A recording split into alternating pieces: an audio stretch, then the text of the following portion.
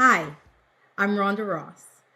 A lot of you know me as a singer songwriter, as an actress, as the daughter of music icons. But what a lot of you don't know is that I'm also a personal power practitioner. What does that mean? That means that I have spent years figuring out how to manage my inner world, my inner happiness, my inner peace, no matter what is going on in my outer world. A lot of why I figured that out is because growing up, the daughter of Diana Ross and Berry Gordy meant that there was a lot of focus and spotlight on me for being their child. And I had to find my own way, my own authentic self, my own authentic life, my own authentic light, and figure out how to love that and shine that in what I call an already bright sky. And a lot of the tools that I found in order to do that are tools that I have found have helped me stay balanced and stay empowered no matter what is going on around me, whether that be people thriving and having big, beautiful lives, or whether that be a global pandemic. Either way, I have had to find a way to keep myself centered and keep myself in my body, keep myself calm and authentic and true. So these are the tools that I have put together. I've put them together in a collection that I call my Happy Toolbox. That happy stands for harnessing the awesome personal power within you. And these are techniques that I've been cultivating and perfecting for the last 20 years. And so that is what I call personal power, and that is why I call myself a personal power practitioner. I have been helping many people with these practices, and today we're going to be talking about them. I'd like to let you talk about yourself, Diana. Who are you? Well, Rhonda something she spoke about is how we where we connect on. So I'll tell you for those who don't know me, um, I am a psychotherapist and coach in practice for over 25 years, where I help people look at their challenges, their blind spots, gain some more self awareness, and move towards their long and short term goals. I also coach business owners and executives on growing their organizations as well as themselves. And I founded through the pandemic, I put together some of the tools and strategies that have helped me in my life. And I founded a company called Thrive Now. Their workshops, which are live coaching experiences that help people get unstuck, generate energy and momentum, and to design their future. Um, I will also say, like Rhonda, that I came to do the work that I do because of my own challenges, like a lot of people, right? And the adversity I overcame. And I had a very challenging childhood. There was a lot of violence in my home. And I really kind of started young in trying to find a way to feel better and move forward, and had some other periods in my life that I experienced crippling anxiety. So I've been through it myself, and I all those tools and strategies I use, I am teaching in Thrive Now, and help me weather the pandemic in a positive way some of the time. Sometimes more of the time, sometimes not at some of the time. And I'm also going to be talking about my Thrive Now workshops, where they are 6 to 8 week live coaching course if you want the live experience, where you will learn how to cultivate a positive mindset, strategies for managing stress, and how to build healthy, sustainable habits, Mm. generate physical and emotional energy to focus and plan your time so you can design your life. And that's what we'll be working towards, is creating like a 1 year vision. So that's what I have to say right now about that, Rhonda. Um, so let's get into what we usually like to talk about. Let's get into it. This is so exciting to have this time with you, recorded on camera, because you and I have been friends for a few years. A little bit before the pandemic, we met each other at a charity event, and my son was accepting an award on behalf of someone incredible, and he made a speech, and you came up to me and said, oh, that's amazing that this young boy can get up and make this speech. And we started talking about parenting and children, and it turns out we both have boys. We both have only children. We both have boys, and they're similar ages, and they have a lot in common. They both love mythology and filmmaking and storytelling. And so through that, we got together and found that not only did they have a lot in common, but we had a lot in common.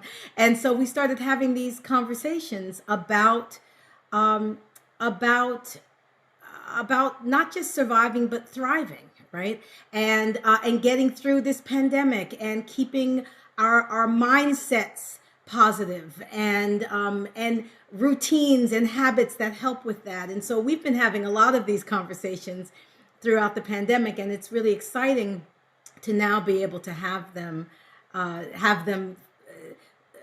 recorded, so that other people can hear, kind of be like a fly on the wall to see what we talk about, right? So I'm excited about that. We've gotten several questions from our different groups that we work with, whether that be social media groups or some of your clients. A lot of friends who come to us to ask questions. So we've put together several questions that we are just going to discuss, and see how we would handle those questions, or what we would say to those people if they would, if they come to us with these specific questions. I'll start with the first question.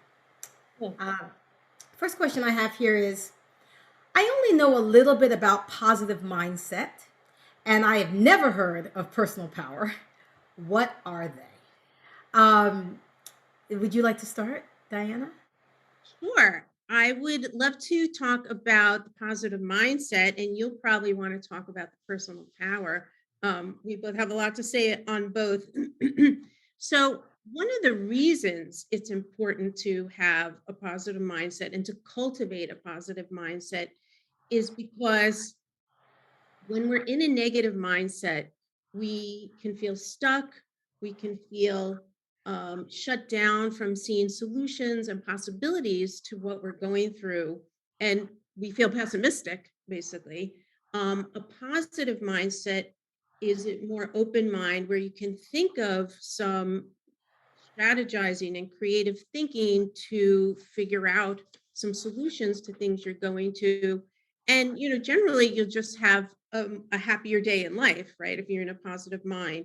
Now, easier said than done. I was just, you were reading my mind. We always read each other's mind. It's very hard. And one of the reasons it's very hard, stuff from our childhood, like we both just talked about, that builds who we are, right? But there's this other evolutionary piece where our brains are programmed to look out for danger, right? The animals of yesteryear from our hunter-gatherer ancestors, and we're on our brains have this reticular activating system that looks out for danger. Mhm. So we look for more for the negative evidence. So we actually have to train our brains. And the good news is we can. And Rhonda and I are going to talk about tools to train our brain to look for the positive.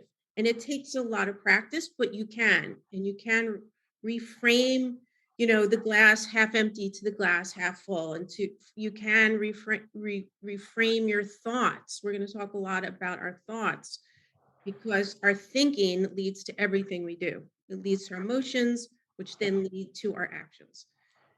So that's kind of an overview of, I Yeah. would Positive mindset. Yeah, and that's what I call personal power. The power to be able to, one, acknowledge what thoughts you're having. A lot of times you're having thoughts that are so quick you don't even know you're having them. But I do believe, like you just said, the thoughts create the emotion, and so you might be feeling anxious or you might be feeling sad, and you don't even realize what thought came before that. So personal power to me is the ability to recognize the thoughts, isolate the thoughts, and then, like you just said, reframe them, question them, look at them differently, and see if shifting them around changes how you feel.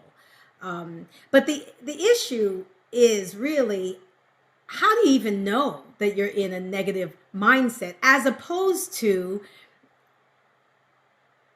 things are hard. Things are just hard out there. And so is it your mindset or is it reality? How do you handle that, Diana? That's a good question. You know, our we all look through life through our own lens. So it is our reality. Mhm. So like we we could both go through the same experience and have a different experience of it through Mhm. our lens. Right. So I agree Right. with you. We have to gain self-awareness of our own thoughts. Yeah. And how do we notice? Most people, Rhonda, don't even realize they're having negative thoughts. That's the thing, Exactly my point. Exactly my point. right? So, what I like to do, and I want to hear what you like to do, I like to recommend to people, sometimes I do this exercise, to think about the moment you get up in the morning, what do you start saying to yourself? Mhm. A lot of us women, we look in the mirror, we start criticizing ourselves. Right off the bat, we're starting in it. We're putting ourselves down, and we're now, then that's stressful, and then now we feel bad about ourselves, right? Or maybe you grab your phone and you look at the news and you're like, oh God, what am I going to do about the war in Ukraine, or this goddamn pandemic, um or you're thinking about other people, clients, whoever you got to tend to. So now all your energy is going out to other people and you're not focusing on your own thoughts. So I like to have people write down and go through and really think about, okay, what did I say to myself all morning? Mm. That's where I start with the negative thoughts. Because until you, like you said, the awareness, until you know what they are, you can't reframe them. You can't reframe them. No. Can't reframe them. Yeah. Yeah. Yeah. Yeah. Yeah. I do something really similar. Um, I do it in the morning, but I also do it throughout the day. But Mhm. I especially do it when I'm having that big emotion, right? Mhm. So, like if I'm feeling specifically anxious or specifically irritable or specifically scared or sad, I'll take a minute and try to backtrack. Where did it start? Like I can say to myself, well, I wasn't feeling bad, at lunch. I felt fine at lunch, but I don't feel fine now. So what happened? And I can I try to back it up, and I'm able to say, "Oh, that's right. That bill came in," or "Oh, that's right. That's when I saw that news headline," or "Oh, that's right. That's when so and so called and told me this thing that scared me," or I can find it. And that's helpful to me. Once I find the actual thought, then I can play with the actual thought. Let's say the thought was someone called me about a loved one's doctor's appointment, upcoming doctor's appointment, and it filled me with fear. I can say, okay, the appointment's coming up, but we don't know what the results are going to be. I'm going to just let things play out. Whatever happens, we as a family will come together. I can just kind of walk myself through it. But if I haven't even noticed that was the trigger, that was the trigger that threw me into my rabbit hole, then I can't do anything more about it. So yes, I agree with you about uh, the the sort of background noise of self-criticism and all of that, but also there are those acute moments when you have to sort of grab that thought and and reframe it. I actually have a technique I call SOS, seek, overturn, speak, and it's just a way of reframing. I it's exactly what I just said. You seek out what that thought was, you question it, you overturn it, and you create an affirmation or a word or phrase that sort of nullifies it, sort of cools it out for a minute, and allows you to breathe again. So I just love that. It's so you are so intuitive on being the detective to ourselves, yeah, right? And uncovering, you know, what creates our thoughts and then our feelings. yes, And um I like to look at those themes. We find themes too when we have those moments, and everybody has their own themes where they might be like, "Ugh," feel that yeah, anxiety.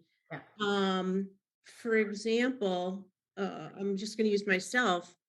I wake up, or in my life, I've woken up in the morning with my heart racing, yes, and the theme that unfolded that I had to investigate was, I have to do how am I going to do today?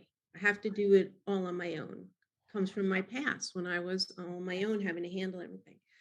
But yes, I'm yes, not all on my own now, and I'm a capable woman. yeah. So what I do, and this is what I would help a client or a patient with, is once I know that thought, right? Like, oh, today, this morning, like, I said, oh, Diana, and this is what I like to recommend to people: use your own name.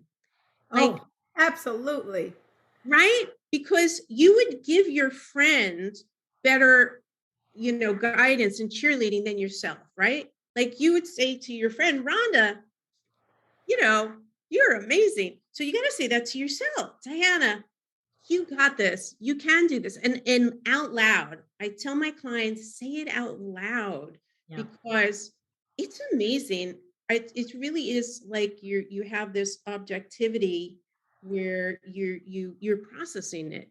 So anyway, I have my own little ones for myself, and I do try to encourage people. I love your tool, the SOS. I love that, to help them find, what are those negative thoughts?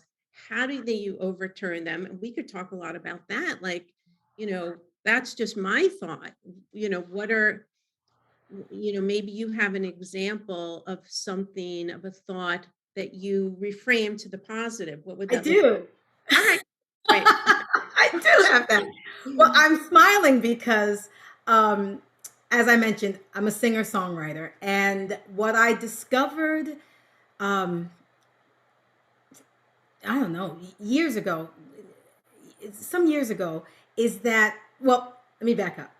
I'm a singer songwriter, and one of the women that I really come out of musically, her name is Abby Lincoln, and Abby was an actress, an artist, and an activist. And one of the things she used to say to me is, a song is not just a song. A song is really a mantra. It's really a prayer. And so you have to be careful with what you sing. And so, for instance, she came out of Billie Holiday, but Billie always sang, "Woe is me," and she refused to sing "Woe is me," and she would write songs that empowered her. And I learned from her to write songs that empower me. And so, a lot of my songs, some people know them. They tend to be like my personal mantras. Um, uh, uh, Ain't nobody's job to make you happy. Nobody's job to pull you through. Ain't nobody born to give you sunshine that lights inside of you. Ain't nobody gonna seek your freedom. Your heart will lead you through. You're the one to choose how you're feeling. Ain't nobody's business if you do. So I write these songs that help me to remember my power, and I have created a course that will help other people create their own song hooks that end up being their own personal mantra and their own personal affirmation that they can bring with them and sing with them anywhere they are. So that's similar to what you were just talking about, talking it out loud and saying it to yourself as if you are your friend. Um, Encouraging yourself as if you are your friend. And now, the reason why I'm smiling so big is because I did it last night. I did my own course for myself last night. I was feeling in the moment, I found myself feeling, what's the word?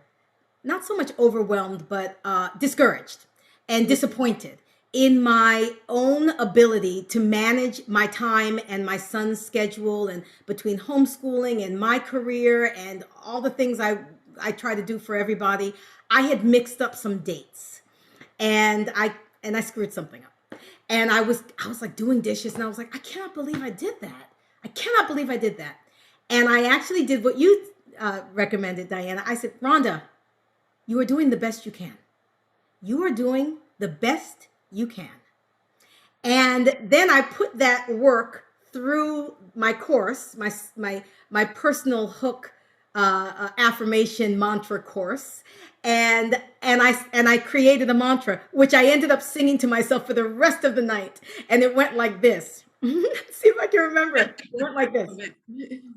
I'm doing the best I can, and it's enough, do, more than enough, do. I'm doing the best I can, and it's enough, do. It's more than enough, do. I sang it in the shower. I sang it on my drive. I sang it, and I woke up this morning and I started singing it again. I'm doing the best I can, and it's enough. It's more than enough. So I agree with you. It is important to speak it and elevate and uplift and empower ourselves. We do it for others, right? But we tend not to do it for ourselves. No one's harder on ourselves than we are. And Nobody. in fact, well, I would just have to tell you before I give you facts. I love facts, but I'm a little emotional after hearing your song because you hit on themes that are very universal. I think one of the most common themes is I'm not enough, Yeah. I'm not good enough, or I'm not enough. And we could talk about all the reasons why it's such a universal theme, whether individually, things from the culture that reinforce that, especially for women and men too, in other ways, Yeah. through advertising, social media. But it is a very universal theme. And but I feel emotional in a good way that you told yourself you're doing the best you can and that you're good enough, and that's enough. Um, we all need that message. We really all need that message. And because the statistic is, and this is crazy, but we have 50 to 70,000 thoughts a day. 50 to 70,000. Hmm. 80, this is research. I don't know, there's a bunch of research. 80% of those thoughts are negative. Wow. 80%. It's this stuff is not in our awareness. Rhonda, you have a good formula to how to bring it to your awareness, and then how to shift it to this song, which I love. I need a song, and you're going to take your course. So I have my song. Um, I have like written down things that people do say to themselves and that what they could say, right? People are like, oh, I should eat healthier. Yeah. I should exercise more. I should help my kid with their schoolwork more, right? I recently had a client, she told me she has imposter syndrome and she just doubts herself. And I think she's a single mom with two children. And you know how badass that lady is, Mhm. right? How Mhm. hard that is. She's doing more than enough, right? So the things that people, your themes, things that people can say to themselves are, I have survived a lot, Yeah. right? I am good enough. I work hard every day to better myself. Yeah. Obstacles help me grow and learn. I've learned a lot this past 2 years, this Yeah. past year. We all have learned a lot. And you've all accomplished a lot in your life when you go through your life. I Yeah. like to have people sometimes write down their life story. I was And just going to offer that. Yeah. Just write down all the ways in which you've succeeded, all the ways in which you've overcome. It is so helpful. Even if you just do it in the past 24, 48 hours, all the things I figured out, all the things I got done, all we oh my God. take ourselves for granted how much we're juggling. And the little things too that are these small accomplishments. I know Mel Robbins, we like Mel Robbins. Yes. And I do what she does. She makes her bed every day. I make my bed when I Yeah. get that's your first accomplishment. Yeah. Um, but when I was going through one of my hardest moments in life was after I had my son, I had very severe postpartum anxiety and depression. And intuitively, I started keeping a journal at night and I would only write down little things I accomplished because my self-esteem, I had none. I didn't even have any confidence at all. I just had lost it like overnight. And like, I gave him a nap. He had a bottle, like really small. I changed his diaper. Yeah. And but I wouldn't let myself write down anything negative, even though I felt I was doing so much wrong, right? But Yeah. slowly that was a way, and that's another tool to look at the evidence, to show yourself the evidence. Because we could tell people, Rhonda, till the day is long, you're doing a great job. Look at all you do. That reminder, they're like, oh yeah, okay, thanks, but doesn't necessarily stick Yeah. because deep down they still have this feeling that they're not doing enough. So you have to work on it yourself too. Yeah. Yeah. And remind yourself and look at your evidence and say, oh my gosh, I did do a lot this morning. I got a lot done the past I'm hour. so glad you said that. I love the concept of show yourself the evidence. I really like that. I write an article, a column called "The Force Within," and it's a weekly article that that shows what I like to call the everyday ways that we give away our personal power and the everyday ways we can reclaim it. And one of the articles was exactly what you just said, just to write down everything that you've, instead of a to-do list, it's like an already done list, right? And you write down everything that you've done, that you've accomplished that day. And it doesn't matter how small. Matter of fact, the smaller the better. Like you said, I made my bed, I brushed my teeth, I took a shower. Like, I made breakfast for myself. I made breakfast for my child. These things we take for granted how much we are juggling. Um, we in general, but we as mothers, especially during this pandemic. Um, Another article I wrote, I remember saying, um, I had this to-do list that I had there, and at the end it was like, keep my family safe from the global pandemic, mentally and physically and spiritually. Like there's a lot happening that we're doing even in the background. We are constantly managing everything. Um, uh, and it's a lot, and we don't give ourselves the credit for it. We don't give ourselves the credit for it. I'm so glad you brought that up because not to leave the men out, and I actually do have one client who is the stay-at-home dad while the wife Yeah, yeah, is yeah, taking absolutely. our role. But as you and I have talked about this, and this was a hot topic during the pandemic and still is, but kind of came to light about the mental load or the mental labor. Yeah. The woman who did the research on the amount of energy and time that women, mothers, Well, you said that he was a stay-at-home dad. I think the concept is caretakers, right?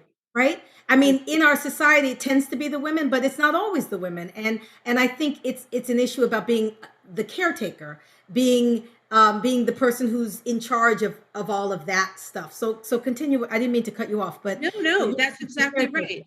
No, it's exactly right. Because, you could be taking care of an elderly parent too. It could be True. that. Yes, And yes, that it's the same mental load, right? Because it's the time. So the woman who did the research, forgot her name, but she broke it into four categories. And the first one is the thinking. So let's say summer's coming up and your kid, you want to have him go to camp And so now you're thinking, okay, camps, where is he going to go? And you talk to your friends or you do some research. So you're spending all this mental time And you have to do that in advance.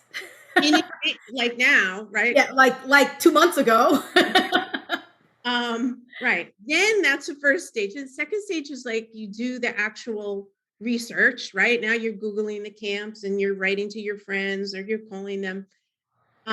Usually the caretaker, often the moms, she's the one doing those first two stages. Yeah. Then the third stage, I think, is the decision making, Uh-huh. where maybe the partner joins because now the primary caretaker has laid it out and said these are the options, and they join in the decision making. And then the fourth stage is then actually doing the follow through, Yeah. right? And so, but now, and actually same sex couples actually do that more equally, the research, Uh-huh. which is Uh-huh. Uh-huh. interesting. So the heterosexual couples, we have to catch up. And Rhonda, you and I have talked about this book, Fair Play. Yeah, yeah, yeah. That's what that's the book I thought you were Yeah, referencing. and Yeah. well, yeah, and that woman came up with a solution on how to make it more balanced because listen, the caretaker can't do this. We can't do any of this alone. Like we used to have a village. It takes a village Yeah. and we need help. It's too much. And through the pandemic, I don't know if you know this, but something like over 5 million women left the workforce and not they left the workforce in our Yeah. country because they couldn't do it. Yeah. They had a caretake. They were, they don't earn as much as the men, so that their work is not as they have to then take care of the kid and the homeschooling or whatever they have to do, Yeah. and Yeah. they can't have a job while they were doing all that, and a lot have not returned to the workforce. Okay. I didn't. So we Yeah. want to acknowledge, again, that's primarily women who just so I just want you women out there to know and the men too who are caretaking that we really understand, like, don't beat yourselves up that you're not getting enough done in a day because it's crazy. We can't.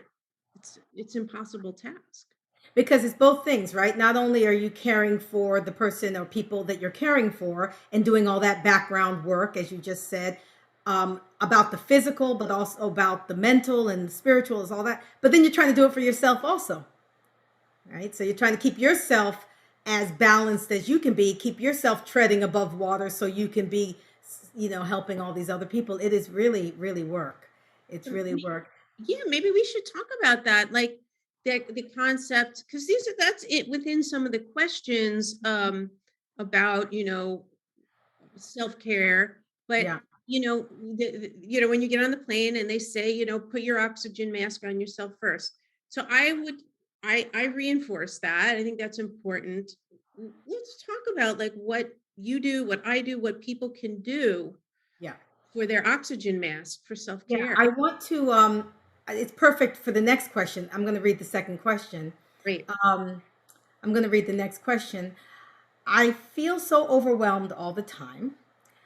This person says, I feel like my workload has quadrupled since the pandemic began. And each time I think it's going to get better, it seems to get, or each time I think it's going to get lighter, it seems to get heavier. I guess I just feel burnt out. And after these 2 years, how can I reignite my pilot light? So I think that speaks to what you just said about how do you balance when you are trying to take care of yourself and trying to take care of someone else, and this whole oxygen mask thing. I will say that is definitely a challenge for me. Um, if I was on a plane with my son and there was a problem, I can bet you I'm putting that thing on him first. I'm telling, I get it, but I'm telling you, it's going on him first. Instinct. Yeah. Instinct. And so, yeah, like what is that idea that, and yet I know I am really clear that I am no use to him if I pass out from no oxygen. Like I'm clear about that. And so I understand the reason, and I understand that it would be best for me to care for myself. but it is a challenge. It takes a conscious effort for me to do that. Um, but it is something that I focus on, which is to make sure that I am getting what I need to be able to give to him.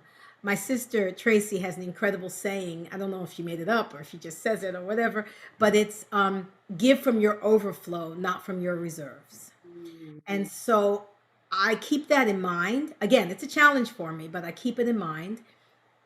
I do my best to make sure I'm getting my sleep, my nutrition, my exercise, and also that time that I need um, to manage my thoughts and isolate them and question them and reframe them, and also just to have my feelings, especially during the pandemic, but even since and even before. I need to take my time to go take a walk. I know you like your walks too. I love my walks. Take a walk. And oftentimes I'm just sobbing through my walk just to release that emotion. So I do my best to prioritize those aspects, that way of refilling myself. Um, and I try also to teach my son. Now he's 12, he's not 3. Very different situation when you're dealing with younger children. Um, but even at 12, he still needs and wants my attention. And I'm trying to also show him and teach him that it's important that he allow me or he make space for me to do this, that I have to take this space, and that's a good thing, that he should see me taking care of myself. That's what I'm trying to get to. That he should see me taking care of myself, as he should take care of himself as he grows older and has responsibilities where he starts caretaking for other people. Um, but it is a challenge for me. It doesn't come easily. It doesn't come naturally to me at all. It's very easy for me to get burnt out. It's very easy for me to give all of my stuff to everybody. Um, and I'm learning that I need to take for myself so I can give from my overflow, not just from my reserves. I love that, Rhonda, and I love Tracy's quote. I think a lot of us, and some men too, because I'm married to one who gives first Uh, to others, yeah, and he has a hard time putting his needs first. And I do see a lot of that in my practice. Um, partly it's a complex issue, but partly, women are, even though he's got his issues, but women are taught that's what we do. There's a natural nurturing, but sometimes it comes out of um, children whose parents didn't prioritize their emotional needs, yeah, that's and right. so they don't feel entitled to, and they're not even aware of it yet. The people I'm working with, we're working, my clients or my patients working on that issue to feel deserving, Yeah, that to put your oxygen mask on first, because you can't give from, empty bucket. It goes against their personality and the way that they derive self-worth, which is as a giver. So it's complicated. um, I will say that, along those lines of what can help, let's say the caregivers or the moms, is especially of young children, because yeah, my son he's 14 already. um the young, even if you wake up 10 minutes earlier, hmm, right, to carve out a small, it's small, but it's enough to have one.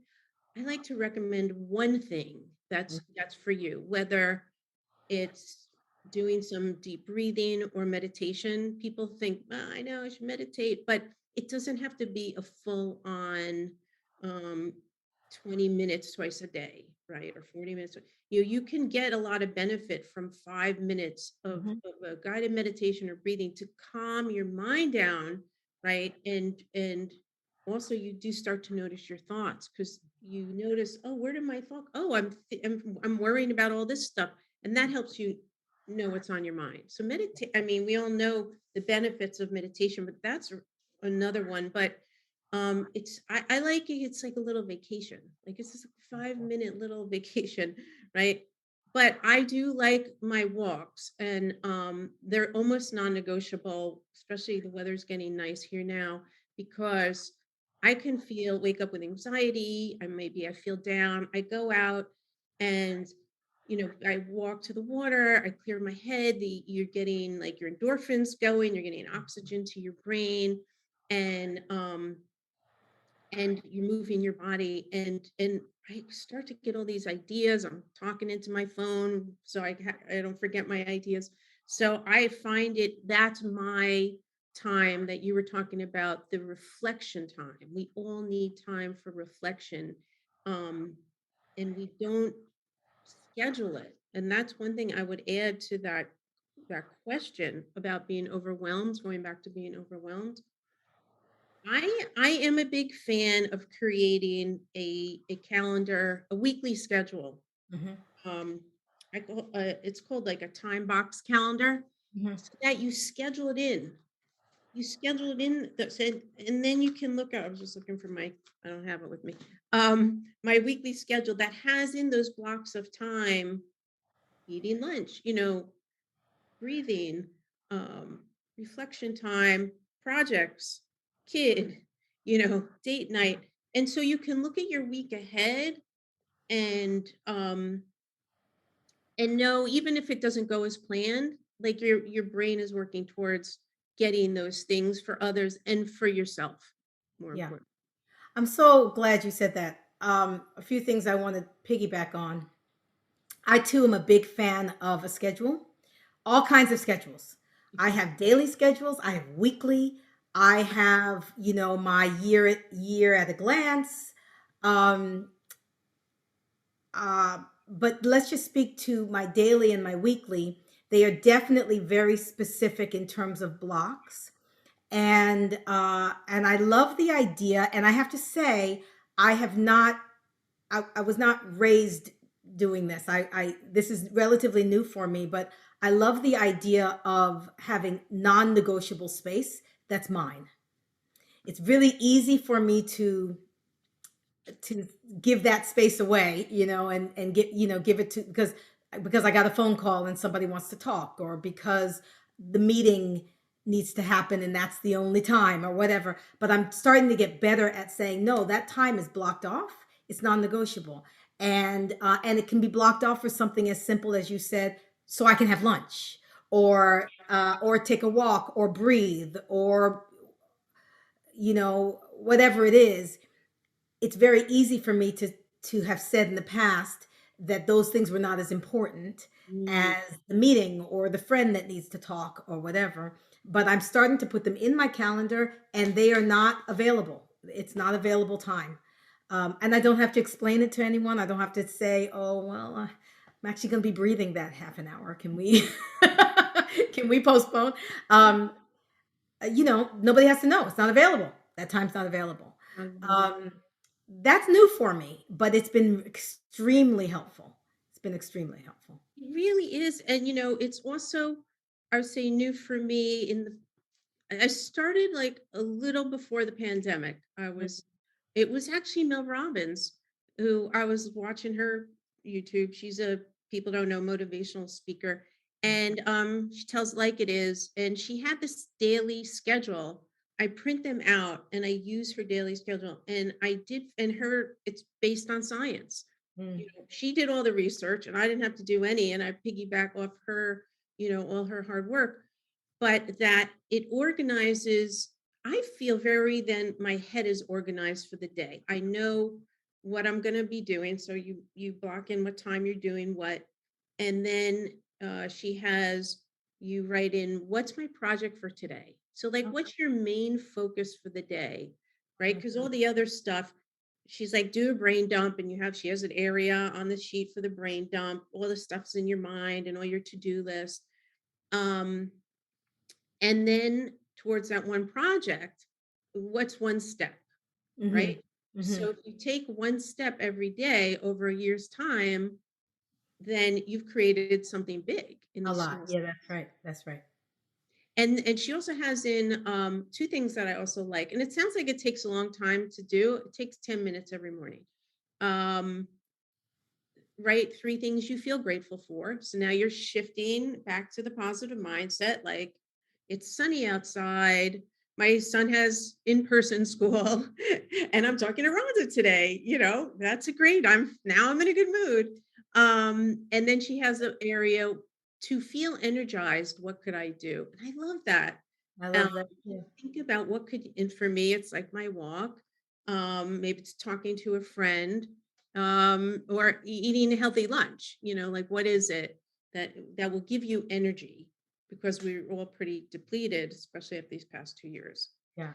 So I also am new to that. And then the week schedule, I just kind of created my own, and then I started to do more research about the time box calendar. There's a lot of research and how powerful it is, and you're putting in your values, Mm. right? You're putting in what's important to you, what you must have in your life. So it gets people thinking about that, and the guy, one of the guys I was, guy who wrote Indistractable. I don't know if you know. Uh-huh. Uh-huh. He said that he likes that better than a to-do list because sometimes your to-do list can make you feel bad about yourself. This is what I was saying about the already done list, right? Yes, a You to-do list. My to-do list is never um done. never done. And then we're like, oh, we didn't get to that. We didn't get to that. Right. So you want to look at what you did do, not what Right? you haven't done yet. Exactly. Exactly. Rhonda, I want to ask this next question because I think it's really salient, especially from the pandemic. Yeah. I'm concerned about my kids. Well, They seem depressed. How do I lift their spirits? Mm. Um, that is sadly a situation that I have found many of my friends in. I don't know if you have, Diana. Yes. Um, Mostly it's children between about, let me see, the youngest ones that I have heard have been having issues that seem to stem from the pandemic are about 9 or 10. And the oldest ones are about 16, 17. Then there are even some early 20s that I've been hearing have really been having a lot of difficulty. Um, and I'm not sure of all the reasons. I don't know. And this is definitely not my expertise on any level. Um, but I think between school, the schooling from home, on Zoom or other online devices, all the stuff that happens in school, all the changing of the rules and the mandates and the change of their social lives, and the change in a lot of these children's cases, their sports teams or their other extracurricular activities have gone out of their schedules. They've had friends who have been dealing with severe depression and even suicides. Um, it's been a lot. I mean, it's been a lot on us adults, but it's been a lot on the children. And so I do have several friends who have come to me and said that they're concerned about their children. Mm. And again, I don't have any expertise in this area, of this type of severe mental health crisis. I don't. And so my first thing to them is always to reach out for help from qualified people, therapists, counselors at school, um, all of those people, because these are serious. I actually had a girlfriend call me day before yesterday, and she's had in her building, there have been like 3 teenage suicides. Oh, Jesus. Yeah, and she's got a teenager who's really struggling with the loss of her Oh, friends and also her own.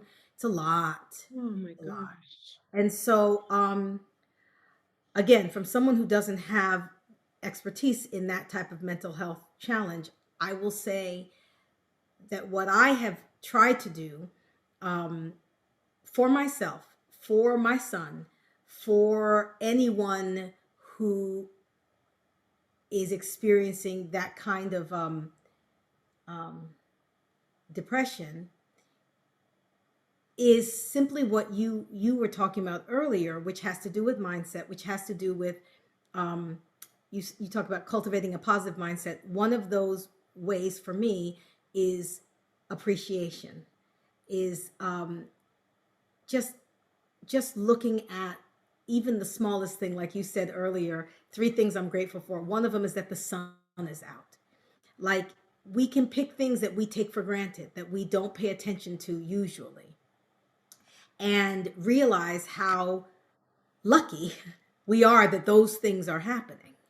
Oftentimes, I think we put our focus on that nothing quote unquote extraordinary is happening for me right at this moment. Nothing amazing is happening for me at this moment, when the truth is, even these things we take for granted are quite amazing.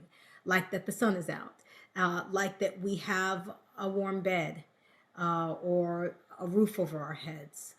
Um, Sometimes it's something as simple as, look how pretty that shadow is, or how the light is playing on the wall. I try to find things that are easily at hand and in my everyday life might not seem extraordinary, but the truth is they are quite pleasing and satisfying if you focus on them. And so you mentioned waking up first thing in the morning and paying attention to where your thoughts automatically go, which I think is very important. I try to wake up in the morning and jump quickly to what I'm appreciating. Um, the breath in my lungs, or the comfort of the sheets, or the fact that my son is next door, and or just just or even the sound of the birds outside, or just something. Again, it may not be extraordinary, but it's quite wonderful, and quite satisfying, and or I remember, and I don't remember who it was she was talking to, but I remember Oprah talking to someone. I'm sorry that I don't remember, a writer, and he said, when you're in the shower, we tend to already be thinking about a million other things. Mhm. He said, ask yourself, how do you know you're in the shower?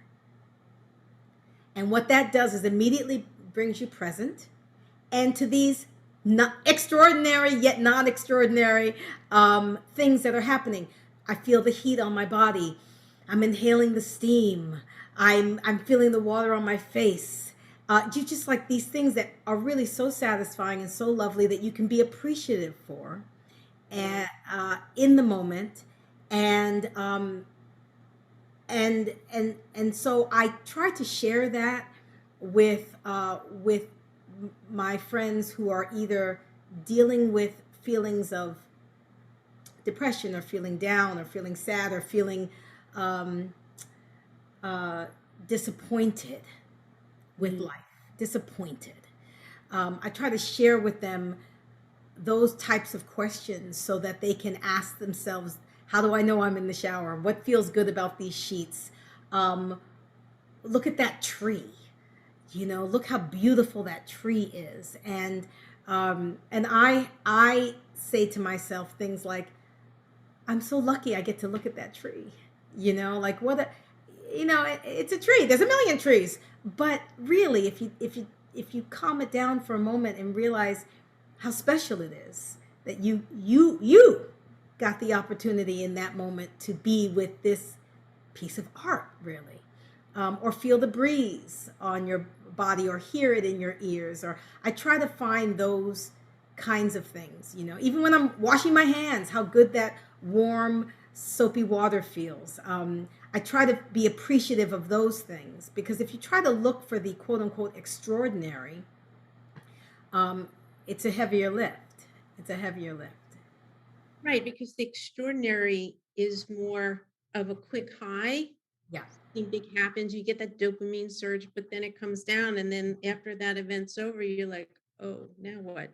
But when you appreciate the small moments, and I love what you said about being in the present moment, Hmm. that what you described is very grounding, Yeah. anchoring. It can help quell anxiety. It takes you out of the future. Most of our fears come from the future worries. Oh my Yeah. God, what if this? What if that? What if this? Or they may come from the past. So now we're in the shower, we're in the future, we wake up, we're in the past. But Yeah. so noticing these beautiful moments in life, like we're breathing, right? We have this great bed. I do that too with the birds. Um, it helps remind you of the really the magic that we take for granted that's in Yeah. life. And Yes. for a lot of people, those are actually big moments. Like I was just when you were talking, I was thinking about someone I grew up with who has ALS, Hmm. he knows he's declining, and that's, you know, terminal. But he wrote a beautiful Christmas card he sent with detailing those small moments that they're getting smaller. And I think um, elderly people too, when they're like towards the end of their life, they start to do appreciate these little moments, because the big event is not so eventful. It's like, well, I get out of bed, I had this yummy breakfast, I'm reading by the sunshine. That's really the stuff of life. And I think what you're also alluding to is role modeling for your son. um, I do think that is important for them to help notice, um, the abundance we have in our life, in gratitude. And one thing, just going back to the question about how does these moms help their kids, Yeah. um, is having them join you in that. And one thing my son and I uh, do from time to time, especially more in the height of the pandemic, is he would walk with me. And I love to look at architecture and look at noticing things on buildings, and things usually you're walking by every day, you don't stop and notice. If it's nice out, just the birds, listening to, like, oh, that's a lot of birds in that tree. Those little things. Yeah. um, I would also just want to reinforce something else you said, is that because kids have missed out on very important social developmental Hmm. milestones of socializing, like 2 years, kids have not had these very important um, developmental steps. um, there is so much going on, and when it's serious, the parents need to be in therapy as well, Yeah. if we can't Yeah. afford it. And Yeah. there are, my son's school is public school, and I did have this conversation, um, I brought up with the principal, like the impact of the pandemic and what are you guys doing? And they're like, well, we have all these resources in the school. We have social, we have this and that. I'm like, okay, that's great. They're trying to catch kids who are in acute situations, but your kid doesn't have to be even acute to be having a hard time. And so they don't have the bandwidth to do programs for that. But if parents can, because the parents then can learn, how can I help my kid?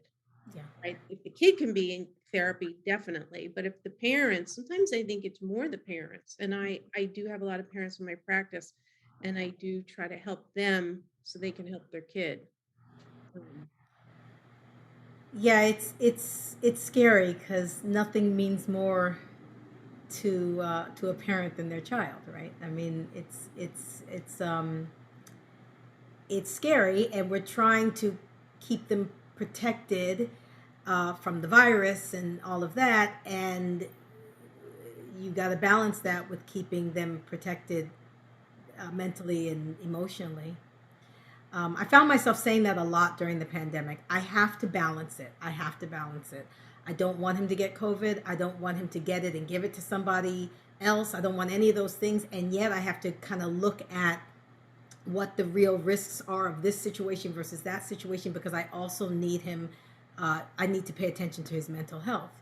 So, what are the safe ways that he can socialize? What are the safe ways, especially in the early pandemic times, that he can get out and get some exercise and get Yeah. some fresh air and get, all of that? Um, which friends are, are we going to still see in person, because that's important? And how can we see them in person in a way that's safe? Maybe we're meeting outside, maybe we're, whatever the things are. Same thing with his cousins and his family members. And I just, it was always a balance. It was always a balance, and everybody has to make their own balance for themselves and what works for themselves and their families. But for me, I was very aware of that for the 2 years that, and I was really trying to watch him, to see where it was getting too much or too isolated or too whatever, because it's scary. It's really scary. Very. Yeah. And it leaves us feeling helpless. I mean, I remember watching my son, in school in bed. He's in bed on his laptop Yeah. in the height of the Yeah. thick of Sure. Sure. and remote school, and he was depressed. And there's a limit to how much, you know, how many jigsaw puzzles or games or movie night, you can't see friends, you can't see friends like remember that period of time. But Exactly. The lockdown. Yes. Yes. Yes. but even now, like we will only know in the look back on the impact. Impact. Hmm. Even now, like he's in school and they're allowed to not wear masks, but they're all wearing masks. They feel, and this is what I was talking about with some parents, with younger kids too. They don't want to take them off because emotionally they feel safer. Like I have a friend who's a school photographer, and she was doing the portraits, and the little kids wouldn't take it down for their portrait. When you've been told for 2 years that taking That's it what keeps you safe. it keeps you safe. It's not, they're not afraid of COVID. They're just afraid of danger. Whatever that, their association is, it's just dangerous. I don't, so a lot, and I know some other parents whose kids, because my son's a freshman in high school and he's fine. He's made friends. That's been a godsend, but there are some parents whose kids aren't able to make friends because you can't read, if you're shy or introverted, and you can't read facial expressions.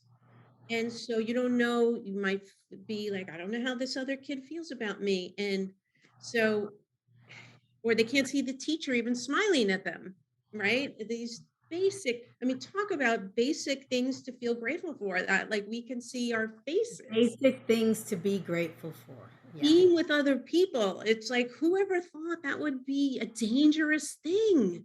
Yeah. Yeah. And that I really feel grateful when we can, because Yeah, I call it appreciation automation.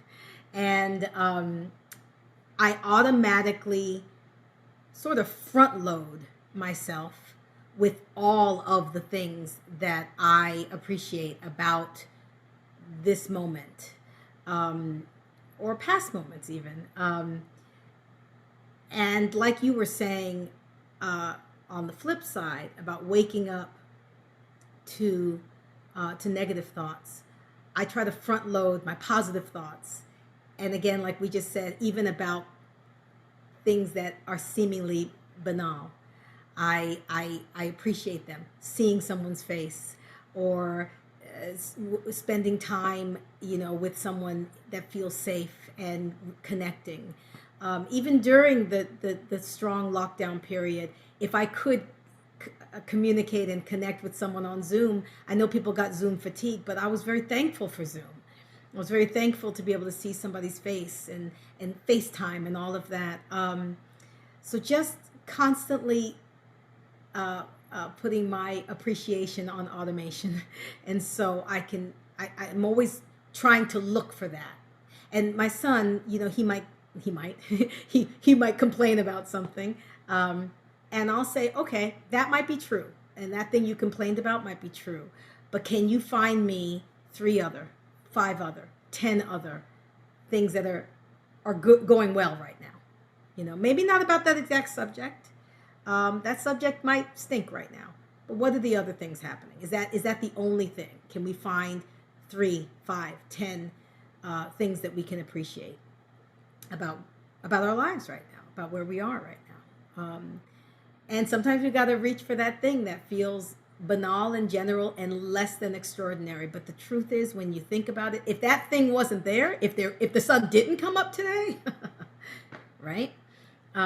If we didn't have a bed to sleep in, if we didn't have a roof over our head, if we didn't have food on our table, um, it's really nothing to take for granted. So I think it's helpful. I think it's helpful um, to do that with our children on a regular basis, not just when things are really acute. On a regular basis, look for the positive. Look for the positive. Absolutely. It's great role modeling, and they really are positive. And you brought up Oprah. Um, it made me think of something I heard her talking about that she does. She's like she's taking a walk and she'll say right foot walking, left foot walking. Yes, I think she may have gotten that from Eckhart Tolle. 'Cause I Oh, remember her talking. I mean, remember his with his book, not The Power of Now. The next one, Awakening, Soul mhm. Awakening. No, ooh, I've lost the name of it. Um, but his second book, and he talked about that kind of thing of paying attention to your like walking up the stairs. You know, your right foot, your left foot, your right foot. And I remember she questioned him on that, like, how is that helpful? And it grounds you. It brings you back into the present. Into the present moment. Mhm. That's the thing. Mhm. Yeah. So, I think just lastly about, kids going through hard time, depending on their age, it's, spending the time you can with them. Yeah. And if you can, this is a big issue for parents of teens, because I hear from some of my mom friends, that getting them to getting them to communicate with you on what's going on. It's very hard to Yeah. find the right questions that Yeah. are open-ended, Yeah. and not like, "How was your day?" "Fine." "What'd you do in school?" "Nothing." That you want to ask questions that show you're interested in their inner life. And even if you're just out taking a walk together, conversation, that's when it's cash, they feel comfortable, like letting some things, "Oh, this happened with my friends," or "This happened." You just want to get them talking, to find out, because you mentioned people whose kids are really suffering. Yeah.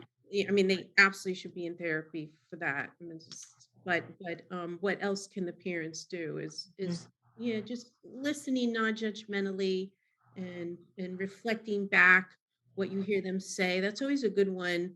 The kid tells you some story that happened with their friend, and you reflect back the story, and then they know, oh, you really heard them, Hmm. you Hmm. know, and that's what everyone needs, right? We all want to feel like we're heard and understood, and that's always a helpful tool.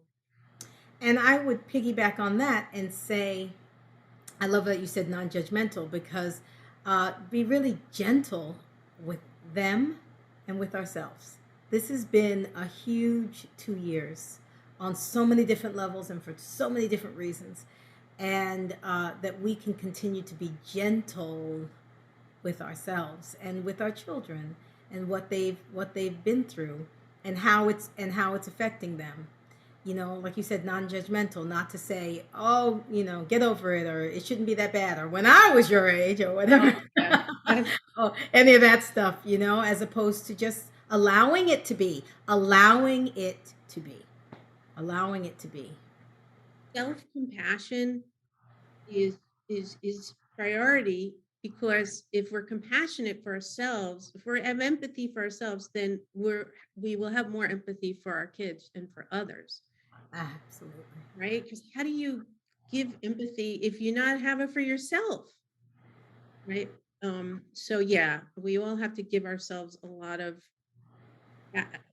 pats on the back. We have all learned how to have whiplash, how to go through some serious losses, how to innovate our lives, and how to adapt. I mean, no one was ever prepared for this. So people have to remind themselves how good a job they've done, even if they feel crummy right now. It, it it, all it all circles back. We've been talking about putting your oxygen mask on first, taking care of yourself, your own mindset, cultivating a positive mindset for yourself, self care, where you schedule in time, whether that be 10 minutes, waking up 10 minutes early, or whether that be throughout the day, that is non negotiable time for you. And that time is for reflection, as you've mentioned, and for isolating the thoughts and questioning them and reframing them, and for creating affirmations and mantras that soothe you and calm you and lift your spirits, and being gentle with yourself and patting yourself on the back and writing an already done list, and putting things on there that even if they're small things that you've accomplished, so you can show yourself the evidence. All of these things interweave and interlock with each other. And they are all ways to cultivate a positive mindset and to harness your personal power, your ability to lift yourself up and manage your inner world, no matter what's happening in your outer world. So that's a lot. That's a lot that came out of this conversation that is so helpful to me. It's just it's confirmation. It's a reminder. It's so very helpful to me. Thank you, Rhonda. I feel exactly the same way, and we are good role models because I always feel really also uplifted, stimulated. Gets me thinking about what I could be doing. You've given some great ideas. That's the other tool I want to mention is people do this, right? Reach out. Yeah. I know, like you said, Zoom fatigue. Maybe you can meet in person, even if it's a phone call or Zoom.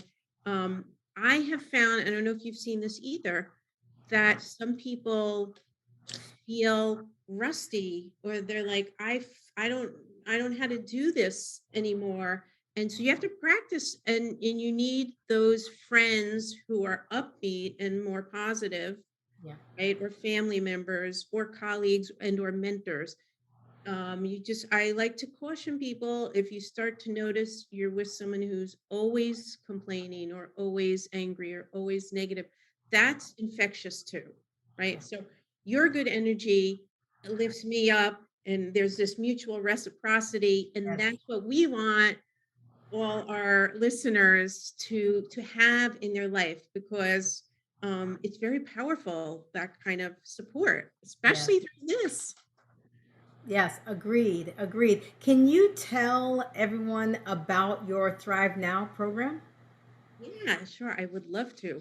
So, my Thrive Now program is a 6 or 8 week program, depending on what you are interested in. It's a live coaching group.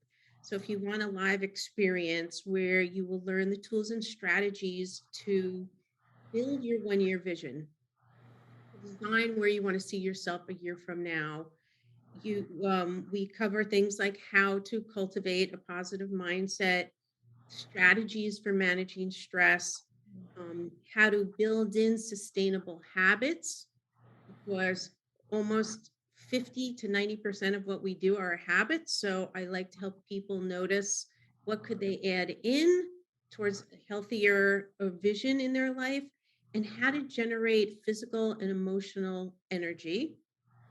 We did touch on things that also deplete us and how to focus and plan your time so that you can design your 1 year Hmm. vision. So it's a program that I take you through a weekly 75-minute sessions and there's group support. So great. That's And yeah, and I would just say, people can find me on Instagram, Diana Zelvin. You want more details about the program, you can message me there. You can go to my website, dianazelvin.com. And it's DianaZelvin. And or you can email me, Diana@dianazelvin.com. And Rhonda, I'm dying to hear you describe your happy toolbox and tell folks about what they can get. Uh, What I get. well, yeah. Well, like I said earlier, I'm a performing artist. I'm a singer songwriter and an actress. And about 20 years ago, I was on a soap opera, Another World. I'd gotten an Emmy nomination, and I was flying high. And the show went off the air, and my agent suggested I move to Los Angeles to get more work. And I did that, and there was no work, zero work. And I found myself in this place where I didn't know who I was or what my value was or what to do with my time or my day when I wasn't getting these exterior accolades. Um, there was also personal things going on in my life. I was trying to have a baby and trying to start a family, and that wasn't going well, and that had been years in the making. And I just found that my light started to diminish. My days started to feel dark, and I was really, really struggling with my purpose and struggling with my mindset and struggling with managing my inner world with everything that was happening in my outer world. And I said to myself, I don't think it's supposed to be like this. I feel like I should have more power, more ability to feel better, no matter what's going on around me. I also realized in that moment that no one else could fix it for me. That was a big realization. My husband loves me. My parents, my friends, everybody loved me, and they were watching me sort of descend into this darkness, and no one could pull me out. And what I realized is I had to pull myself out. And I started studying everything I could study and reading everything I could read. And slowly I started pulling myself out of this space because I started realizing that my thoughts were what were causing my emotions. And if I could pay attention to my thoughts and question them and not necessarily believe every one of them, but instead question them and interrogate them and then reframe them. And that reframing of them would allow me to breathe and allow my feelings to lift and my inner world to become less tight and anxious and afraid and angry and sad. And so for the last 20 years, I've been putting together what I now call my happy toolbox. It's techniques and strategies that help me to harness the awesome personal power within me. Happy stands for harness the awesome personal power within you. And these are techniques that I've been using for 20 years and that I have shared with many others through my speeches and my talks, my workshops, also through the column that I write, which is called The Force Within. And I offer courses on my website that help you harness your personal power. Um, One of them is this course on creating your personal mantra, your personal song hook, where something you can sing to yourself all the time to make yourself feel better. It's unique to you, and I walk you through how to do that. I also have a technique that I call SOS, which you use in a crisis, you use in an emergency, and it's a way to seek the thought, overturn that thought, and then speak the affirmation that comes from it. So there are techniques like that, part of the Happy Toolbox, and people can find the Happy Toolbox and more about what I do on my website, therhondaross.com, and I am the Rhonda Ross all over social media, and I am looking forward to being in conversation. So great, Rhonda. I'm really excited about your happy toolbox and your song. I got it. I'm gonna make my song. I need Yes. a song. Um, this was just great. It's great. It made me think of, and thank you for sharing your story, because I think a lot of people appreciate Yeah. knowing, people, they look at stuff, photos of you or anyone on social media, and they're like, wow, they don't, they haven't been, they don't know. And everybody, Absolutely. and you've been through it, and I always admire how you did the work, the hard work, and that brought to you, to this place to help others. Yeah. You made me think of that quote by Wayne Dyer. When you change the way you look at things, the things The you look things at you look at change. change. When you Yeah. change the way you look at things, the things you look at change. And it's simple but profound. And that's what the work you do, your courses, that's what I'm doing in a group to help people get some support as well, to help the way that they look at things, so that the things they look at change. So we have a lot of books in common that we love. I thought we could do it sort of by subject. So, like for instance, uh, let's talk about. We talked a lot about habits. Do you have any books that are all about habits that you love? I know which one it is. wait, wait, wait. Right? Is this amazing? Do you want to say what you love about Atomic Habits? What I'd like to say about Atomic Habits that I love is that the fact that he's talking about atomic habits, tiny, teeny, teeny, tiny habits, little changes that you can make that make a big difference over time, and that you don't have to do a sweeping change of everything in one fell swoop. That just the smallest change of direction can really make a big difference. As the days pass, they compound on each other like interest, right? So that's really what I took. I mean, there's a lot of specific habits that he talks about that I took, but that overall concept that the little things matter, I love. What do you love about it? Well, that's right. That what you just said about that tiny change. The one is, he said, if you do 1% change every day, it compounds to 37 times within a year, Yeah, right? And some people think like, it's so small, I don't see the benefits. But he talks about you build on that momentum. yeah. And my two takeaways from his book kind of really opened my eyes. I thought were pretty profound way of thinking about habit change, is that people focus on a goal. I want to one of his run a marathon.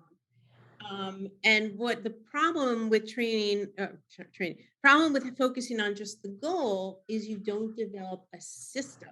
That's right. An athletic person or a runner, right? If you have a system on I'm going to be a runner, then you change habits well past the goal. But if you just focus on the marathon, you may run the marathon, and then I do know people, that was the last time they ran, or you know. And he takes it deeper. He says you need to change. You need to have systems. You need to focus on systems. Like if you want to be a writer, and make it easy, right? You write for 2 minutes a day and you build on that momentum. Now you're a writer because you've been writing 2 minutes every day, and then maybe it's 10 minutes every day. He even breaks it down to, you have to change your identity. He calls it identity. I would say things about your self beliefs, that Yes. you think, I'm not a writer. Well, you won't be a writer. So you to change that, if you start with this small, easy habit of writing 2 minutes a day, now you've given yourself evidence over time that you're a writer. Yeah. Instead of I'm writing a book, but just like you do, you write your in the bulletin, now you've amassed this huge amount of writing you've done. Um, Yeah, I love that. And my personal story around that is that I have something coming up in a couple of weeks where I want to lose some weight, and so everyone was giving me advice. Oh, do this, do this, do this. Um, but I chose to do a diet that really could become a lifestyle, that is just really just nice, good, healthy eating, cutting out the things that probably shouldn't have been there anyway. Well, I have to say I've been doing it for 2 weeks and the pounds have not come off. So my goal has not been satisfied. But the system I have put in place is absolutely the healthier choice of a system for my life. And I believe the pounds will come off maybe a little slower than I had originally hoped. But this is a diet that will benefit me for the rest of my life. And not only will the pounds, I believe, come off, but other things are going to happen.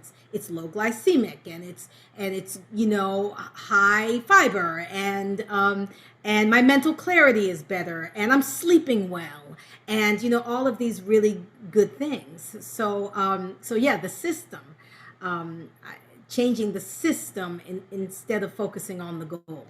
I think that's great. Yes, that's in this book too. That's the key, I think, to really to weight loss, and I think health. so. It's to be on a diet and you reach your goal, then you go off it, right? And then you gain the weight back. Yeah, Your system, small, it probably will, small and steady wins the race. yeah. Right? And now you've developed a system for healthier eating, which has multiple benefits. And what I'm doing now, I can continue for the rest of my life. Like I'm satisfied. I feel good. Um, the weight loss was not as quick as I had wanted, but I really feel like I have found a system that I can stick with forever. That is really, really healthy and optimum for my body. So, and my mind and all of those things. So yeah, systems. I read two books recently that I think are new to you.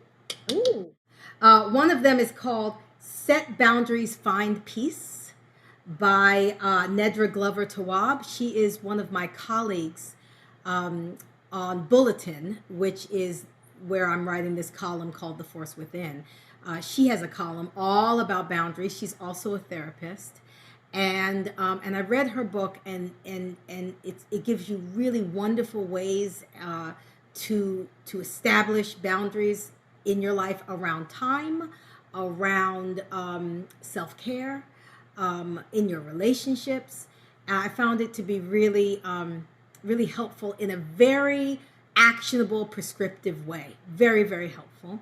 So that's book number one.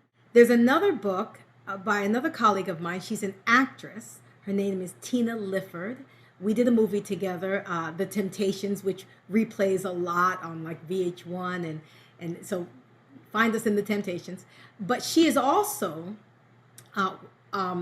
she's also someone who's very, very interested in the inner world, in managing one's inner world, no matter what's happening in the outer world. She calls it inner fitness, as opposed to physical fitness, inner fitness. And she wrote a book called The Little Book of Big Lies. And she writes about approximately 10 lies that we have told ourselves and we have been told growing up that are lies, that are not true, and how to reframe them, question them, and reframe them, and not be controlled and limited by them. So both of those books have been really, really powerful for me just in the last couple weeks. amazing. I really want to read them. Yeah, I think boundaries, one, can help a lot of people. And that was even a question I think someone wrote in. It's about not absorbing uh, Yes, others' emotions around you. That came up during the pandemic. People have brought that up. Living with elder person they're caring for or someone else, and there's anxiety in the household. It's really hard. yeah, um, but even in our friendships or other extended family relationships or colleagues, it can be hard, um, to feel it's okay emotionally to not take them on, uh, yes, you know. And the other one, I want to know what those lies are. So I look forward to reading that.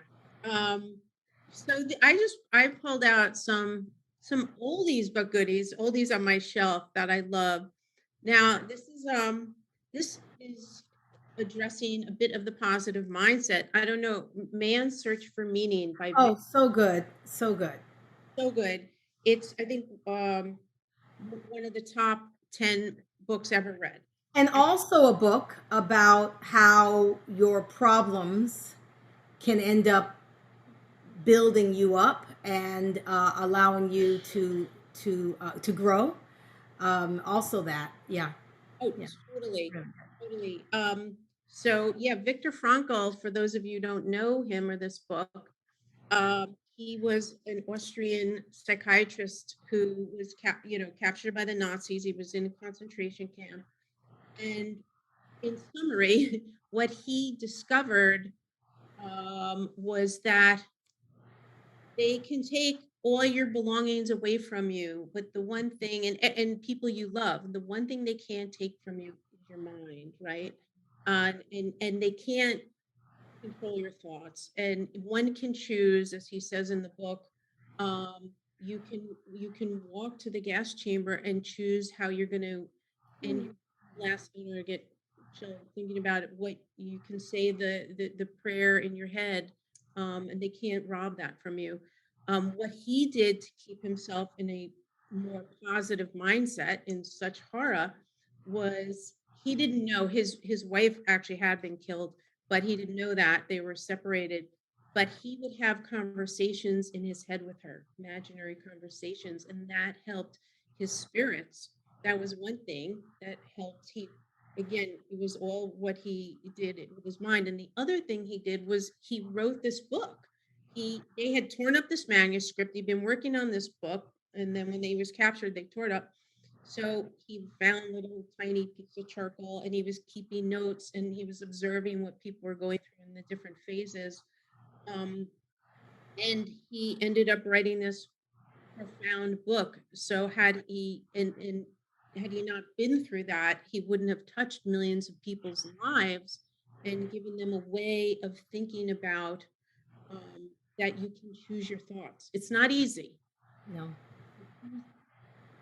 And choose the ones that serve you. So that's why I like the book. Amazing. Amazing, right? This book, Feel the Fear and Do It Anyway. Do you know this book, Rhonda? I have heard of it. I've never read that book.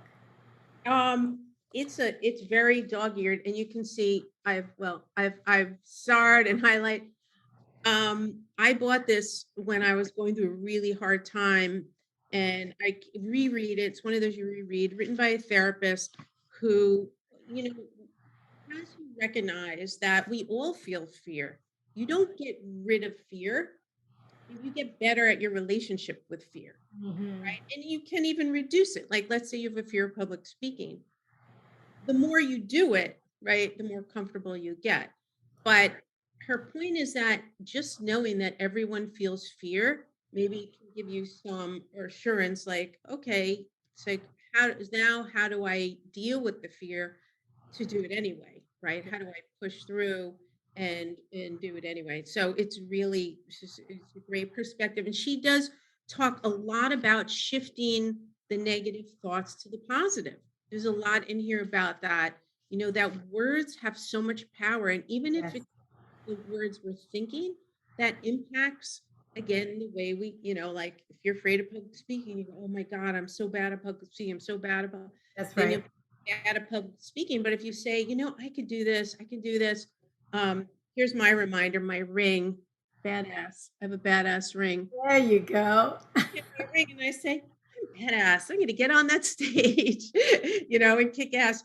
Love Just, that. the negative. So anyway, feel the fear and do it anyway. Those are a couple of goodies. Oh, I love that. I love that. I have loved talking to you today. Me I love it. too. Me too. This is awesome. This is so Yeah. So fun. we'll do it again because this is what Totally. we do. We talk. We're We talkers. talk. Love it. We are. Thank you so much. Oh, thank you.